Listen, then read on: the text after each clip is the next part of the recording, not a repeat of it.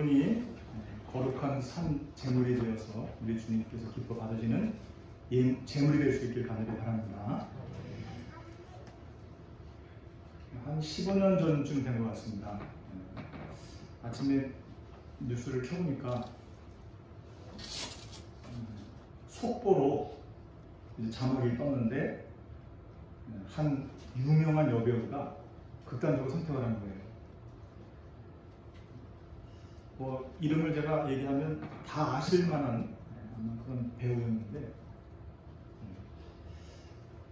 이 재산이 없어서 재산과 300억 정도 재산을 남기고 그렇게 자살을 한 겁니다.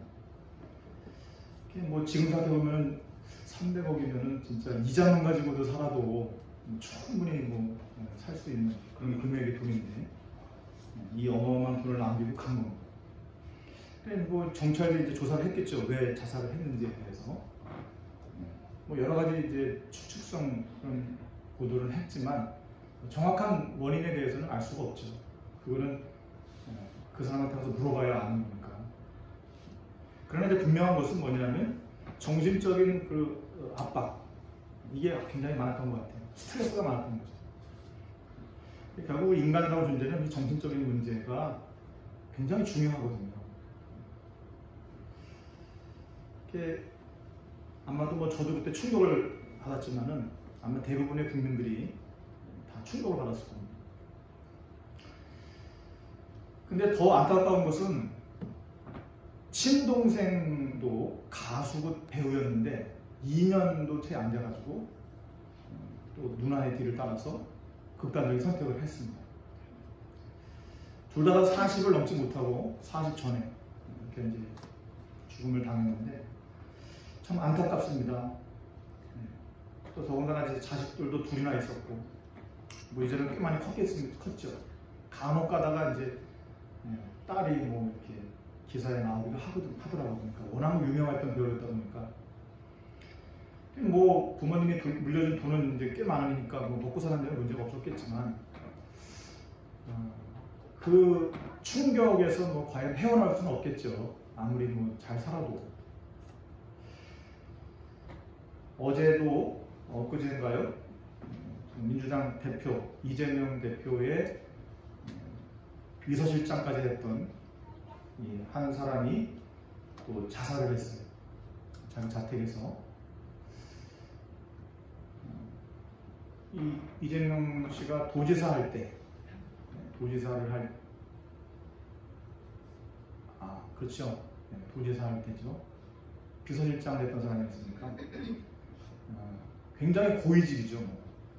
그리고 사람들이 볼 때는 공무원으로서는 정말 뭐 최고의 자리에 거의 올라갔다고 해도 과언이 아니죠. 도지사랑 같이 중요한 얘기를 다 의논하고 결정하고 진행하는 사람이었겠습니까? 그때만 해도 뭐 그 가족들이라든지 뭐 그의 지인들은 다 부러워했겠죠. 엄청. 그리고 저 사람이 과연 어디까지 올라갈 수 있을까? 뭐 그런 기대도 했겠지. 그러나 60대 초반의 나이에 이 정치적인 어떤 압박감을 인해서 역시 이분도 자살을 했습니다. 그래서 우리는 사람을 볼 때에 절대로 그 사람의 어떤 외적인 모습을 보고 속으면 안 돼요. 대부분 그냥 내가 눈에 보이는 대로 생각하고 판단하잖아요. 그죠? 근데 그게 큰 미스일 수 있다는 거예요.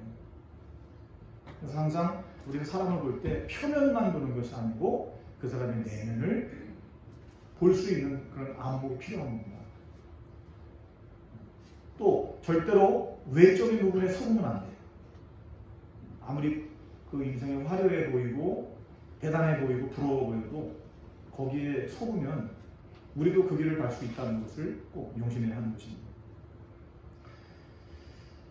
그런 면에서 보면 우리가 하나님이 주신 이 복음을 받고 영적 문제에 시달릴 수도 있었음에도 불구하고 그 영적 문제 속에서 구원받은 것은 가장 큰 축복인 줄로 믿으시기 바랍니다. 오늘도 이 복음의 축복을 풍성하게 누리는 예배가 될 수 있기를 간절히 바랍니다. 오늘 말씀 보니까 간단히 말하면 피와 기름을 절대 먹지 말라. 그 얘기를 지금 하시는 거거든요. 그리고 먹는 날에는 죽을 것이다 라고 이렇게 말씀하세요. 하나님께서 웬만하시면 이렇게 말씀하지 않으시는데 선악과를 따먹으면 정령 죽으리라 그런 말씀을 하셨지만 피와 기름을 먹지 말라. 먹으면 죽을 것이다. 이렇게 말씀하시거든요. 그러면 여기에는 뭔가 하나님의 아주 중요한 생각이나 의도가 있는 것이죠. 이 말씀에 대한 해석도 분분합니다. 한때 우리 국내에서 최고 신학자였던 박윤선 박사는 피와 기름이라고 하는 것이 생명을 살찌게 하는 것이기 때문에 하나님께서 먹지 말라고 했다 라고 이렇게 가르쳤어요. 왜냐하면 피라고 하는 것은 생명을 유지하게 하는 것이잖아요. 사람에서 피가 모자라면 죽잖아요. 그래서 이 피라고 하는 것은 하나님의 주권 속에 있는 것이다.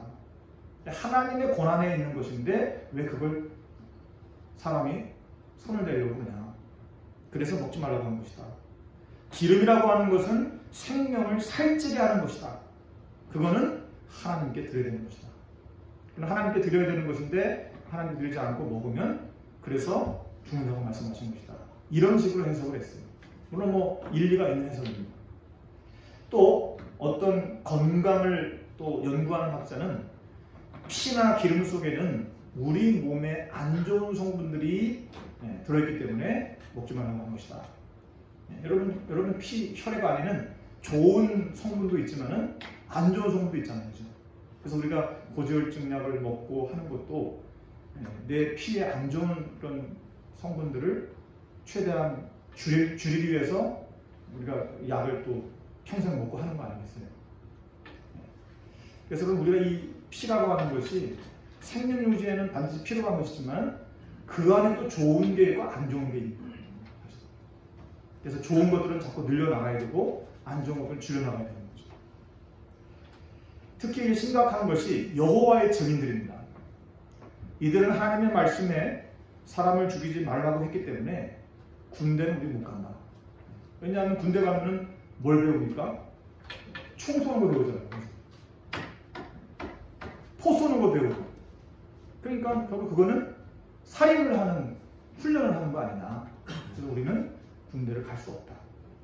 그래서 여러분 아시다시피 여호와의 증인들은 입영을 하게 되면 바로 영창으로 갔어요. 그죠? 왜? 난 못하겠다고 하니까. 그거는 이제 군대법으로도 그렇고 헌법으로도 그렇고 국방의 의무를 거부하는 거잖아요. 또 이것 때문에 뭐 그동안 꾸준히 많은 사람들이 계속 재판을 했습니다. 그 양심적인 뭐 병역 거부 해가지고 종교적인 신념에 의해 가지고 우리가 거부하는 것이다. 이런 식으로 해서 재판을 하고 있죠. 지금도 사실은 계속 재판 중이에요. 지금도. 그래서 뭐 이걸 의무 복무제로 뭐 대체를 한다는 뭐 이런 얘기도 많이 있죠. 실제로 그렇게 한 경우도 있고요. 그런데 이 사람들이 보면은 이 오늘 말씀 이 가지고서 피를 먹지 말라고 했기 때문에 누가 수술을 해도 수혈을 하지 않는 거예요. 피를 먹지 말라고 했기 때문에. 근데 여러분 수술을 하게 되면은 당연히 혈액이 필요하고, 왜냐하면 피를 자꾸만 흘리니까 보충을 해주지 않으면 생명의 위험을 가져올 수 있잖아요. 근데 지금 당장 아이가 지금 교통사고가 나가지고 지금 피를 많이 흘려서 빨리 지금 수혈을 해야 되는데 종교적인 신념으로 인해서 수혈을 거부하는 거예요. 그러면 아이가 죽고. 이런 일들이 심심치 않게 있습니다. 근데 여러분, 우리가 이렇게 신앙생활을 하면은 정말 중요한 것을 놓치고 별로 중요하지 않은 것을 계속 붙잡는 것과 같은 것이다 라고 하는 것입니다. 어릴 때 배가 너무 고파가지고 지나가다가 밭에 무가 있으니까 그 무를 몰래 뽑아서 먹었어요. 분명히 죄긴 죄죠.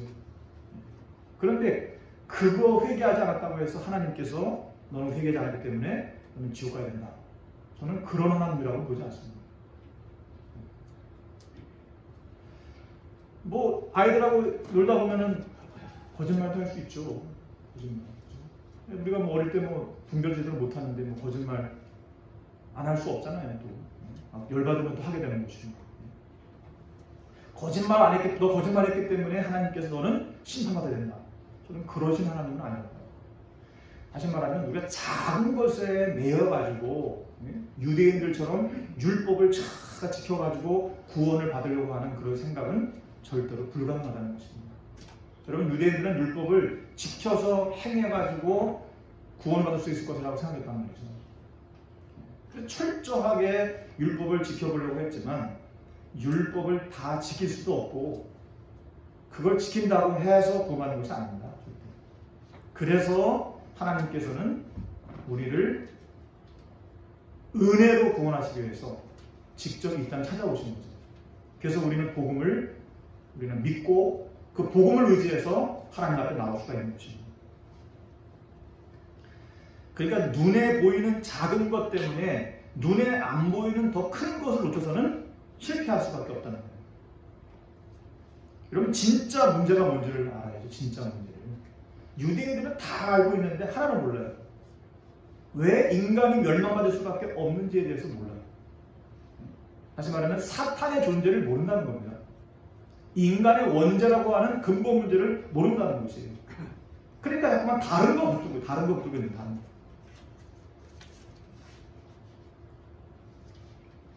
그러니까 하나님께서 그걸 깨닫도록 하시기 위해서 노예 생활을 하게 하고 속국 생활을 하게 하고 나중에는 또 포로 생활을 하게 하고 그렇게 하신 거거든요. 깨닫도록 하시기 위해서.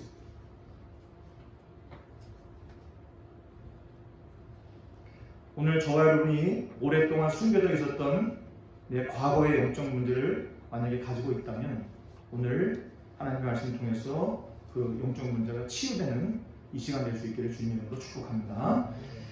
자, 이 영적인 문제 배우기에는요, 보이지 않는 흑암의 세력이 있다는 것을 먼저 아셔야 돼요.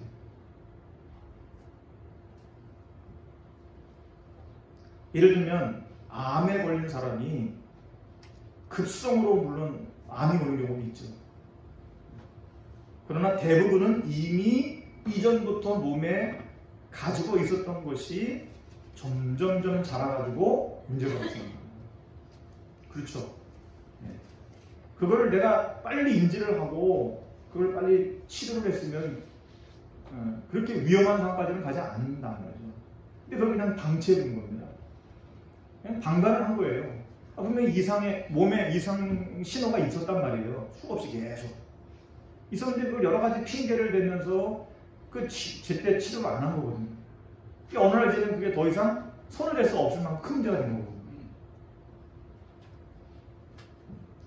마찬가지로 이스라엘 민족이 가나안 땅을 향해서 가는 것도 중요하지만은 더 중요한 것은 애국에서 400년을 노예로 살았던 그 체질을 바꾸지 않으면 가나안에 들어가도 문제예요.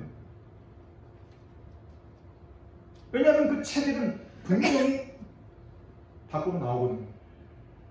체질이라고 하는 것은 이거는 습관보다도 더 아주 단단하게 고정되어 있는 나의 뿌리거든요. 그래서 이거 체질을 근본적으로 바꾸지 않으면 이것은 어느 날 나도 모르게 드러나게 돼 있어요. 그래서 어떤 면에서는 광야 40년이라고 하는 이 훈련의 시간이 이스라엘 백성들의 체질을 바꾸는 시간이었다는 것이죠. 그런데도 불구하고 사실은 못 바꿨어요. 아시는 것처럼 여호수아와 갈렙 두 사람 외에는 가나안 땅에 못 들어가잖아요. 출애굽 1세대들.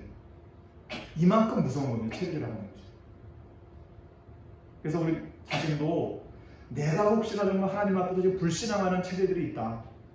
우리 그거를 혹시라도 생각하고 있다면 이 부분을 놓고 계속 기도하시면서 여러분 하나님의 말씀에 뿌리를 내리셔야 돼요. 나이가 들어갈수록 고쳐지지 않습니다. 실제 어린 아이들은 그걸 빨리 고칠 수 있는데 나이가 들어갈수록 못 고쳐요. 그만큼 이게 완전히 부서져 버렸기 때문에. 또 하나는 지금 당장 광야를 걸어가는데 너무 현재가 힘들고 어려운 거예요. 여기에다가 미래에 대한 불안감이 있습니다. 바로 이때 하나님께서는 중요한 응답을 주셨는데 그것이 바로 레위기서에 나오는 답이에요. 레위기라고 하는 말은요, 레위 사람들에 대한 기록, 그런 뜻이에요. 쉽게 말하면 레위기는 구원받은 사람이 하나님께 어떻게 예배를 드리는가에 대해서 가르쳐주고 있는 책이에요. 그래서 여러분이 레위기 1장 보자마자 제사에 관한 내용이 쭉 나오죠. 이제. 제사를 어떻게 하나님께 드려야 되는지에 대해서. 그건 뭘 전제로 하는 것이냐면은 출애굽기, 다시 말하면 애굽에서 해방되어 구원받은 하나님의 성도들이 이제 광야에서 어떻게 하나님 앞에 예배를 드릴 것인가, 그거를 하나님의 모세를 통해서 가르쳐 주신 거죠. 그래서 오늘 우리는 여기에서 중요한 인생의 답을 얻어야 하는 것이죠. 첫째, 우리는 가장 먼저 예배의 능력을 먼저 회복해야 된다. 여러분, 예배가 뭡니까? 우리는 예배를 자주 드리지만은 예배가 먼저에 대해서 한번 깊이 생각해 봐야 돼요. 예배는 뭐냐? 한마디로 말하면 죽을 수밖에 없는 내 운명과 미래를 바꾸는 것이다. 그게 바로 예배예요. 어마어마하죠, 여러분, 예배라고 하는 문제. 그래서 하나님께서 출애굽에서 광야에 들어온 이스라엘 백성들에게 무엇부터 명령하셨어요? 성막을 만들어라. 회막을 만들어라. 그랬잖아요. 저 이제 시내산 앞에서 먼저 하나님께서는 모세를 불러다가 율법을 주셨어요. 그죠? 말씀을. 그런 다음에 이제는 성막을 만들라고 지시하는 것을 썼어요. 이게 다 거기에 이유가 있는 겁니다. 순서가 그렇게 가는 거예요. 순서가. 먼저 하나님께서는 우리에게 복음을 주시고 그 복음을 통해서 하나님의 말씀을 깨닫도록 하시고 나서는 그 다음에는 예배 속에 들어가게 하시는 거예요. 왜냐하면 예배라고 하면서 뭐라 그랬어요? 내 운명을 바꾸는 것이고 미래를 바꾸는 것이거든요. 그게 예배거든요. 그런 면에서 예배의 축복을 못 받는다라고 하는 것은 굉장한 축복을 놓치는 겁니다. 지금 이게 안타까운 거예요. 하나님의 은혜로 구원받아서 하나님 앞에 나왔는데 이 사람이 세상의 여러 가지 일 때문에 예배의 축복을 놓치고 있다. 이 사람은 지금 제일 중요한 걸 놓치고 있는 겁니다. 그러면서 피와 기름은 우리의 운명을 뒤바꾸는 인생의 가장 중요한 답이 되는 예배의 능력에 대해서 말하는 것입니다. 그런데 이 중요한 것을 놓치고 피와 기름을 먹어야 되느냐, 이걸 말아야 되느냐, 이것 가지고 지금 계속 싸우고 있는 거예요. 정말 중요한 건 놓치고 본질은 없고 이 문자 그대로 그걸 해석하고 있는 거예요. 그것 때문에 맨날 싸우고 있는 겁니다. 여러분, 시대마다 이 기독교가 교권으로 인해가지고 맨날 싸우는 거예요. 교권 싸움. 아니 지금 딴 것까지 이르러 내 증인되라고 하시는 것이 예수님의 지상 명령이시고 마지막에 하신 말씀인데 여기에는 관심이 없고 맨날 모여가지고 이게 옳으니 저게 옳으니 그것 가지고 싸우고 있는 겁니다. 끝도 나지 않는 싸움을 하고 있는 거예요. 그러다 보니까 여기서 많은 사람들이 이탈하는 거예요. 왜? 실망을 하는 거예요. 과연 이게 정말 복음이 맞냐? 여기서 자절을 하는 겁니다. 이게 바로 바리새인들이 모인 교회였잖아요. 바리새인들. 맨날 그것 때문에 논쟁하는 거예요. 예수님께 찾아와가지고 맨날 그거 가지고 질문하고 그랬잖아요. 그러면서 지금 사람들 다 죽어가고 있는 겁니다. 지금 다 죽어가고 있는 거예요. 그러니까 어떻게 해요? 흑암이 죽어가고 있는 sinh命들을 계속 삼키는 겁니다. 지금. 그래서 얼마나 많은 이단, 얼마나 많은 사이비들이 출연했어요. 지금도 마찬가지고. 그러니까 여러분 뭐 요즘에 나는 신이다 그거 대단하잖아요. JMS 정명이 왜 이렇게 많은 엘리트들이 대학생들이 거기에 빠졌을까요? 단순하게 정명석 그 사람 우리가 욕하는 것도 뭐 필요하겠지만은 그것 이전에 먼저 우리 자신들이 부끄러워할 수 있습니다. 교회라고 못했기 때문에 교회 제대로. 아니 교회는 이렇게 많은데 지금 전국 세계에 교회가 지금 제대로 자기 역할을 본분을 못하니까 자꾸 사람들이 거기에 빠지는 거거든요. 그래서 우리가 정말 우리 교회의 올바른 본질과 역할을 다시 회복해야 됩니다. 그거 하지 않으면 JMS보다 더 아주 간악하고 악질적인 사이비 교주가 나올 수밖에 없는 거거든요. 전과가 20범이었던 사람이 있었습니다. 전과가 20범이면은 이 사람은 뭐 거의 평생에 감옥에서 살았던 사람이라고 봐도 돼요. 그래서 어느 날 어떤 전도자가 기도소에 와가지고 잠깐 예배를 드렸어요. 10분 정도. 뭐 어쨌든 뭐 일부러는 아니겠지만 끌려가지고 들어왔어요. 예배 장소에. 다 모였으니까. 그런데 10분 예배를 드리다가 어두운 그의 인생이 바뀐 겁니다. 거기서 마음에 감동을 받은 거예요.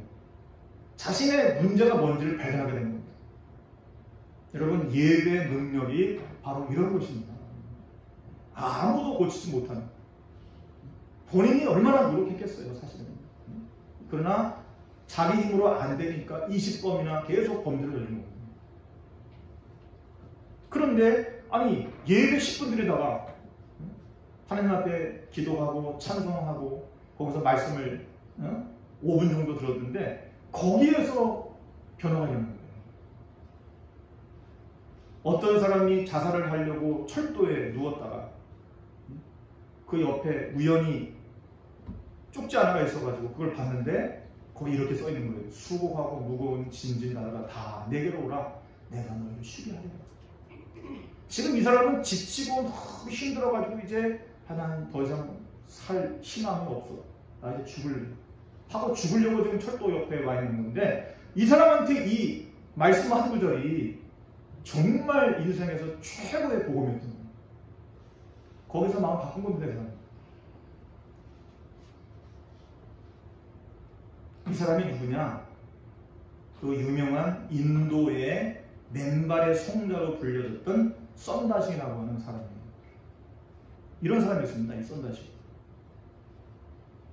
여러분, 이것이 바로 말씀이고 이것이 바로 예배라니까요. 특히 예배는 새 절기의 축복을 회복하는 어마어마한 축복의 기회입니다. 새 절기. 첫째는 뭐예요? 예배 드릴 때마다 흑암에서 빠져나오는 6월절의 축복. 두 번째는 예배 드릴 때마다 오순절 성령 역사를 보는 것입니다. 세 번째는 천국 보좌의 배경의 축복을 누리는 시간. 그게 바로 예배예요. 이스라엘 백성들이 이 세 가지 절기를 광야에서 지켰잖아요. 여기에 다 영적 의미가 있는 거거든요. 6월절, 오순절, 그 다음에 수장절. 이 세 가지. 이게 예배 시간마다 있는 겁니다. 여러분. 예배 시간마다. 오늘 예배 드릴 때 여러분 인생의 운명이 바뀌는 축복의 시간 될 수 있기를 간절히 축복합니다. 자, 그러면 이제 오늘 여기 나오는 이 피는 무엇인가? 피, 왜 피를 먹지 말라고 했을까요? 쉽게 말하면 예수 그리스도가 흘리신 십자가의 피예요. 구약 시대의 모든 제사들은 거기에 다 그리스도가 영적으로 다 포함되어 있는 겁니다. 우리는 일반 사람들은 알지 못하는 영적인 부분을 알고 있는 사람들이에요. 그 사람들은 모르거든요. 불신자들은. 영적인 부분을 몰라요. 정신까지는 좀 알죠. 정신까지.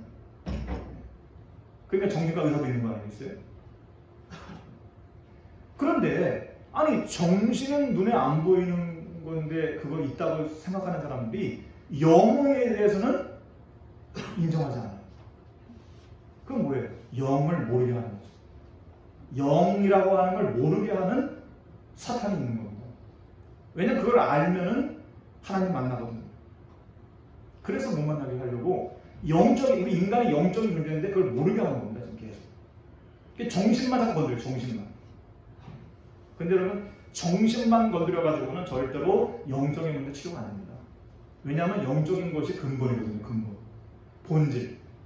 그 부분을 터치해주고 그 부분을 치료해줘야 정신적인 부분이 치료가 될 수 있는데 그거 치료가 안 되면 마치 수박의 겉만 할고 있는 겁니다.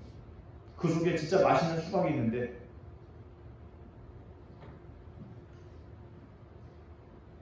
흑암 세력과 사탄은 여러분을 끝까지 따라다니면서 무너뜨리려고 합니다. 지금도 계속 두루다니면서 계속 상피자를 찾고 있어요. 그래서 저나 여러분이 만약에 하나님의 말씀이 희미해지고 언약이 우리 마음에서 자꾸만 약해지게 되면 그 틈을 계속 공격합니다. 아담과 와도 그것 때문에 사실 넘어진 거거든요. 계속 지켜봤던 거예요. 계속 지켜보고 있다가 아담과 하와가 하나님의 언약, 선악과 언약이 희미해지는 바로 그 순간, 그때 찾아온 거예요. 그것도 본인이 직접 나타나면 안 되니까 뱀 속에 들어가서 접근한 거거든요. 그런데 어느 날 모세는 이 흑암과 사탄을 이길 수 있는 확실한 길을 찾아낸 겁니다. 그게 뭐예요? 바로 그리스도의 십자가의 피. 그래서 창세기 3장 15절에 보면은 여자의 후손이 와서 뱀의 머리를 상하게 할 것이다. 창세기 6장 14절에 보면은 누구든지 이 방주 안에 들어가는 자는 멸망당하지 아니하고 심판을 당하지 아니할 것이다. 출애굽기 3장 18절에 보면은 하나님 앞에 희생제사, 피의 제사를 드리는 날 너희는 애굽에서 빠져나올 것이다. 마침내 여러분 아시는 것처럼 9가지의 재앙으로도 바로왕은 이스라엘 백성들을 풀어주지 않았잖아요. 그런데 언제 항복하고 풀어줬어요? 10번째. 집집마다 양의 피를 바르는 바로 그날. 그들은 400년의 노예 생활을 청산하고 드디어 출애굽의 은혜를 얻게 되는 겁니다. 자, 이 창세기, 출애굽기, 레위기 다 누가 쓴 겁니까? 모세가 썼다는 거예요. 모세. 그러니까 모세 오경이라고 하잖아요. 그러니까 이 말은 무슨 말이냐? 모세가 복음을 제대로 알았다는 것을 지금 말해주는 거예요. 복음을 알았기 때문에 복음을 쓴 거 아니에요. 그게 모세 오경이거든요. 그런데 유대인들은 이 모세 오경을 율법으로 만들고 있어요. 율법으로. 복음을 하나님이 주셨는데 복음을 율법으로 만들었기 때문에 유대인들은 계속 고난의 삶을 살았던 것이거든요. 그러니까 유대인들이 머리는 뛰어난 사람들이 정말 굉장히 머리 좋은, 지금도 세계를 주름잡고 있잖아요. 그런데 제일 중요한 건 한 가지를 몰라요. 복음만 몰라요. 복음. 이게 사탄에게 완전히 지금 놀아나고 있는 겁니다. 예수님께서도 유대인으로 오셨잖아요. 심지어. 아니 수많은 5천 종족이 있는데 그 종족과 민족 가운데서 예수님이 유대인으로 오셨으면 얼마나 축복받은 민족입니까? 사람들이. 그런데도 예수님을 제대로 알지도 못했다는 거예요. 오히려 예수님을 십자가에 못 박아 죽이는 일에 유대인들이 사용되었잖아요.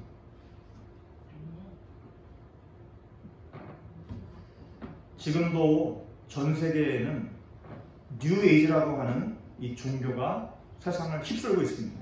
곳곳에서 자기 이름은 드러내지 않아요.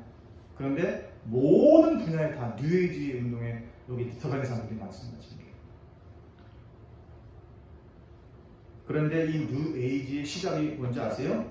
11명의 무속인들이 모여가지고 시작한 겁니다. 쉽게 말하면 귀신 들리게 만드는 거예요. 무속인들이 만든 거니까. 접신운동한다. 접신운동. 근데 이 사람들이 지금 전 세계에서 지금 활동하고 있어요. 정치, 경제, 문화, 예술, 영화, 곳곳에 다 있습니다. 뉴에이지. 곳곳에. 이 사람들의 목적이 뭔지 아세요? 기독교를 없애는 겁니다. 기독교. 왜? 기독교 없애야지. 사탄을 숭배하게 만드는 거거든요. 그래서 오직 복음이신 그리스도의 십자가의 능력을 통해서 우리는 사탄을 이길 수가 있고 사탄으로부터 구원할 수 있다. 그래서 피는 절대 먹지 말고 하나님께 드리라고 말씀한 겁니다. 자, 세 번째로 이제 기름이에요. 기름. 왜 기름은 무엇이냐? 쉽게 말하면 세상을 이길 수 있는 성령의 능력을 말하는 것입니다. 기름 같은 성령, 그렇죠, 그죠? 네, 불 같은 성령, 바람 같은 성령, 들 같은 성령, 이렇게 우리가 은유적으로 말하는데 기름 같은 성령이라고도 말하잖아요, 그죠? 요엘서 2장 28절에 보게 되면 성령의 기름 부음을 받게 되면은 어떤 일이 벌어지느냐? 자녀들이 장래를 보게 돼요. 늙은이는 꿈을 꾸게 됩니다. 젊은이들은 이상을 보게 될 것이다. 그렇게 말씀하고 있어요. 이게 성령의 기름 부음의 역사입니다. 장래를 미리 보는 거예요. 미래를 미리 보는 거예요. 우리의 자녀들이. 그러면 걱정할 거 없잖아요. 미리 보지 못하기 때문에 지금 걱정하는 거잖아요. 늙은 사람들이 꿈을 꾸는 거예요. 보통 나이가 드신 많은 늙은 분들은, 연세가 드신 분들은 어때요? 꿈이 별로 없잖아요. 이제는 뭐 갈날만 생각하는 경우들이 많잖아요. 그런데 그게 아니에요. 성령이 충만한 사람은요, 그게 아니라니까. 미래의 꿈을 꾼다니까. 젊은 사람들은 이상을 보는 거예요. 하나님이 준 비전, 그걸 보는 거예요. 이게 성령의 기름 부으십니다.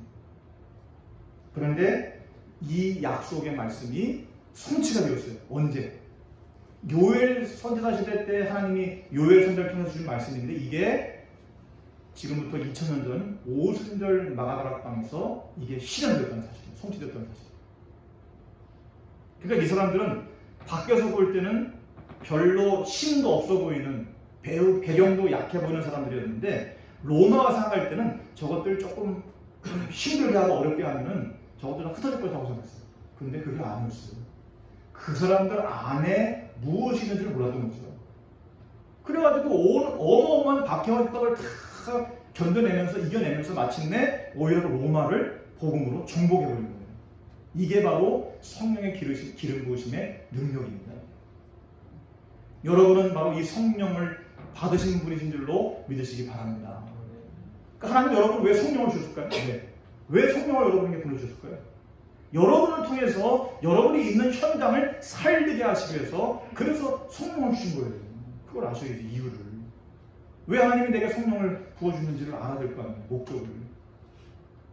하나님이 나를 보내신 바로 그 현장, 그것이 바로 나의 전도 현장이고 나의 선교 현장입니다. 굳이 우리가 인도나 중국을 가지 못해도 내가 지금 있는 그곳이 바로 하나님이 나에게 주신 선교지잖습니까? 그것을 위해서 여러분 기도하셔야 돼요. 그것을 위해서. 반드시 거기에 구원받을 자가 있거든요.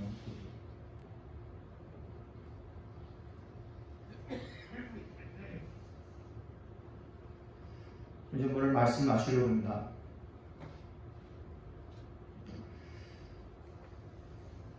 멀린 헤로도스라고 하는 사람이 감옥에서 산송으로 나오는 이런 책을 썼는데, 이분은 이제 목사님이세요. 근데 이분이 예수님 믿기 전에 이야기입니다. 그가 오늘 할아버지 할머니의 손에 반강제적으로 끌려가지고 예배에 가게 되었어요. 근데 예배 참석한 사람들을 이렇게 보니까 너무나 불쌍하게 보이는 거예요. 야, 참 이 좋은 날씨에 세상에 얼마나 재밌는 것들이 많은데 저 사람들은 이 재밌는 생활을 전혀 모르는 사람이라고 생각한 거예요. 답답하다라고. 아니, 그렇지 않고서야 이런 창고에서 이 좋은 시간을 왜 허비하고 있나, 이렇게 생각했어요. 속으로. 드디어 예배를 위한 찬송이 시작이 되고, 멀리는 찬송가를 또 부르는 신용이라도 해야 돼서, 왜냐하면 안 하면 또 남들이 어떻게 볼까 싶어가지고 그냥 찬송가를 부르는 신용을 했어요. 그런데 조금 지나지 않아서 누군가 자기 귀 뒤쪽에서 뭔가를 말을 하는 게 갑자기 들리는 겁니다. 이게 무슨 소리지? 뒤를 돌아보니까 아무도 없는 거예요. 뒤에. 말하는 사람이 없어요. 그런데 조금 후에 또다시 그 목소리가 들려집니다. 이렇게 들려졌어요. 너는 오늘 나를 믿기로 결심을 해야 된다. 만약 그렇지 않으면 때는 이미 늦은 거다. 아니, 이 음성이 이상하게 막 귀에 막 들리는 거예요.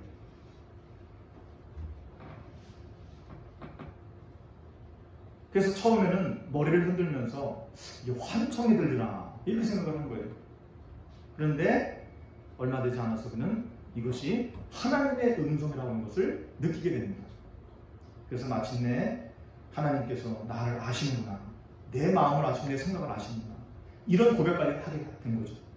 마침내 그는 자신이 지금까지 갈구했던 모든 것이 하나님 안에서 찾을 수 있다는 것을 깨닫게 되고 하나님께서 내 모든 인생의 문제 해결자이심을 고백하게 됐어요. 그래서 거기서 예수님이 결단을 한 겁니다. 그 이후에 그는 신학을 하고 이제 목사가 된 거죠.